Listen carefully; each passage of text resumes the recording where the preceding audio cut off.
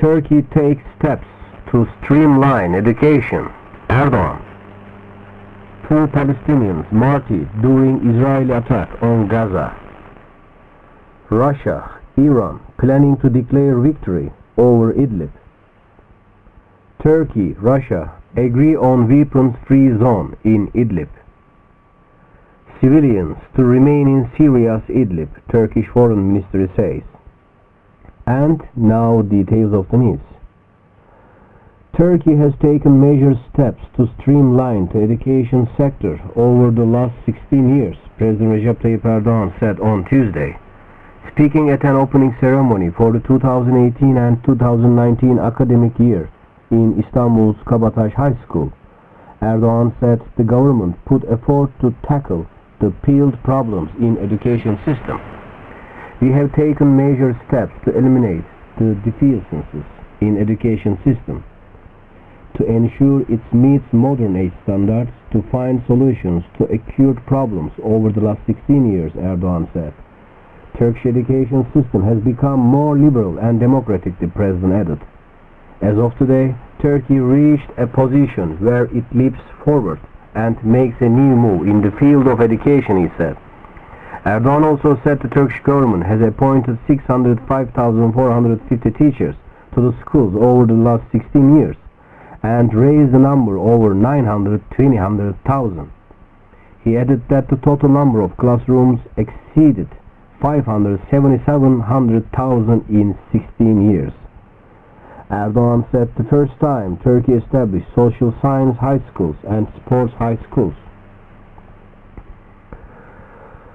2 Palestinians were martyred late Monday during Israeli airstrikes on the southern border of Gaza Strip, said local authorities. According to a statement by the Palestinian Red Crescent, an ambulance reached the bodies of the Palestinians who were killed near Al-Qarara village, east of Han Yunus district. Gaza's health ministry said in a statement that the bodies were brought to the Nasser Health Complex in Han Yunus, where their identification continues. The Israeli army said earlier in a statement that a military aircraft targeted 2 Palestinians who approached the security fence along the Gaza border and placed a suspicious object nearby. An expert analyst evaluated possible scenarios for the embattled opposition stronghold of Idlib, Syria, the effects of the Great Migration Wave on Turkey and Europe, and Idlib's strategic importance for Turkey. Anadolu Agency sat down with Veysel Kurt, a research specialist at the Foundation for Political Economic and Social Research based in Ankara, Turkey's capital, and a faculty member of the Political Science Department at Istanbul Medeniyet University. Question: Idlib, which shares borders with Turkey, has received the largest number of internally displaced people in Syria. In this context, what is the strategic importance of Idlib for Turkey and the Assad regime?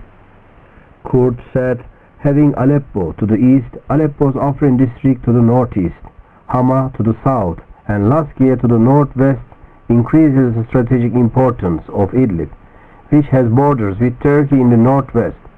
Idlib is, as you know, is right next to Turkey and is a neighbor to our city Hatay on our southern border. Idlib was one of the Syria's most populous cities before the crisis, and a fertile region for agriculture.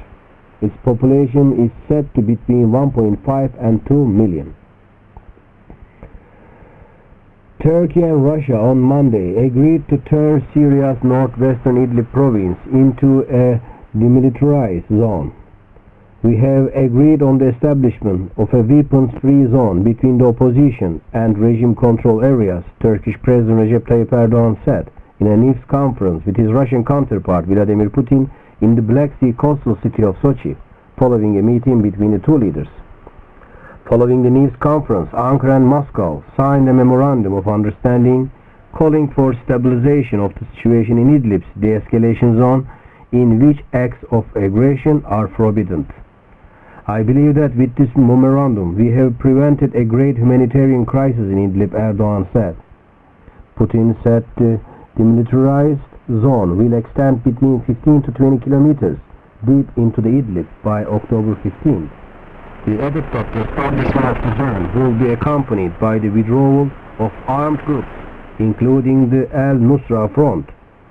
Putin said all heavy weapons had to be withdrawn from the zone by October 10th, according to Erdogan's proposal. This includes tanks, rocket launchers, guns and mortars and all opposition groups. Civilians will continue to remain in Syria's northwestern Idlib province following a deal signed by Ankara and Moscow that seals a demilitarized zone in the area, Turkish Foreign Minister Mevlut Çavuşoğlu said Tuesday.